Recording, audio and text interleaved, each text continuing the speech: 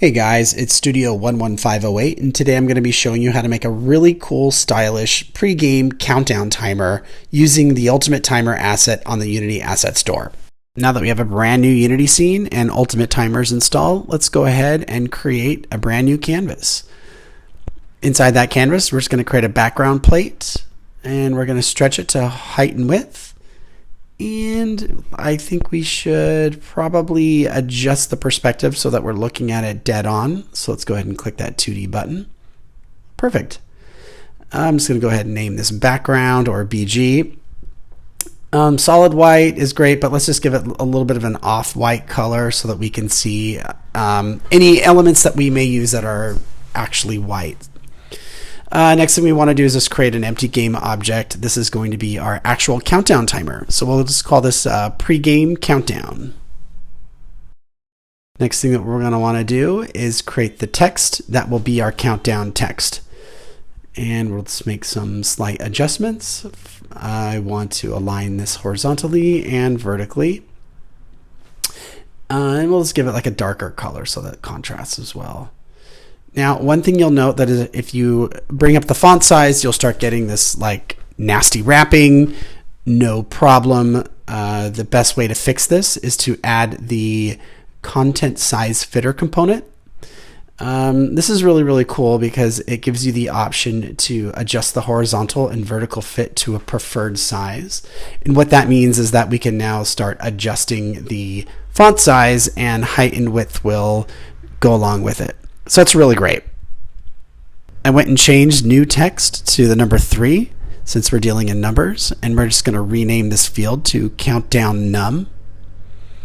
Next thing that we're going to want to do is add the Ultimate Timer script to the pre-game countdown game object. We're going to make sure that we're using countdown, and everything else looks good so far. Under hours, minutes, and seconds, let's change those seconds to 3. And I believe under the text output, we want to choose seconds. No need to show all the time code.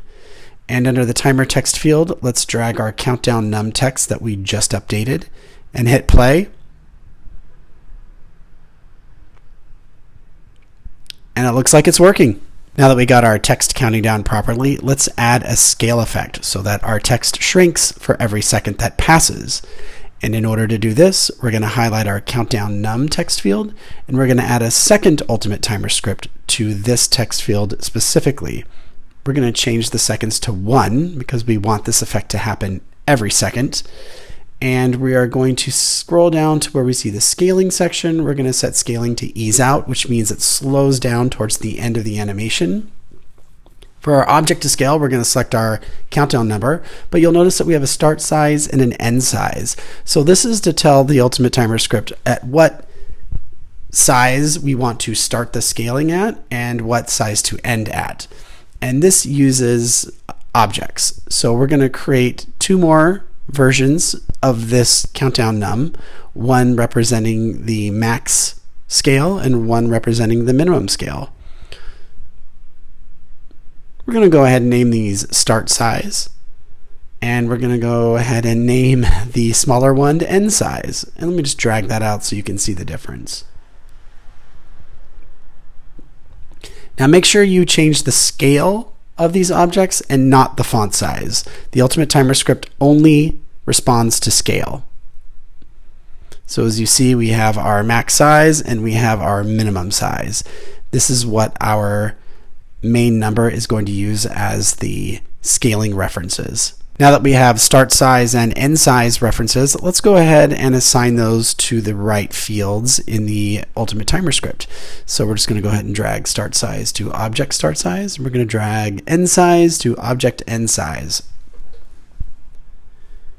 And we want this to repeat. So we're going to go and choose on timer complete restart. Let's hit play. And it looks like we've got a nice scaling, repeating timer countdown. So one thing I like to do to clean up the scene a little bit is to take the start and end size reference objects and just align them to the original object and just hide them. Then I'll hit play. And then you have a nice clean countdown. Now that we have a working countdown timer and scaling effects, let's add a fade effect. So we're going to go back to the Ultimate Timer script and we're going to find image fade. We're going to go ahead and select fade out. And then we're going to try and grab that countdown num text, but you'll realize that we can't add it to any of these text fields. That's because this is a TextMesh Pro or TextMesh object. And the best way to fix that is to go ahead and add a canvas group. What's so great about a canvas group is that you can add multiple objects inside a canvas object and adjust its alpha channel. Ultimate Timer will see the canvas group and affect the alpha channel of these objects. This should allow you to scale, this should allow you to fade text objects, and here you go. As we place it over the canvas group to fade, it works. And now we have a countdown, scale, and fade. For the finishing touches, let's add that stylish progress ring around our text. So I've already downloaded a PNG of a ring, and let's go ahead and create a new image and add that graphic to it.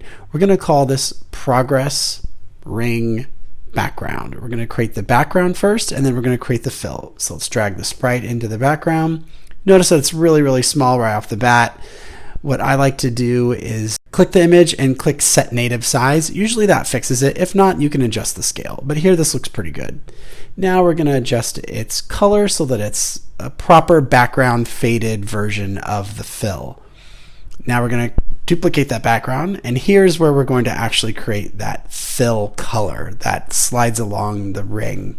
Let's give it like a nice red color. And we're going to adjust that image type to filled. And under fill method, we want to go with a radial 360, and we give that fill amount an adjustment, but you can see that it's starting from the bottom. We don't want that. We want to start from the top and fill it clockwise. So that looks about right.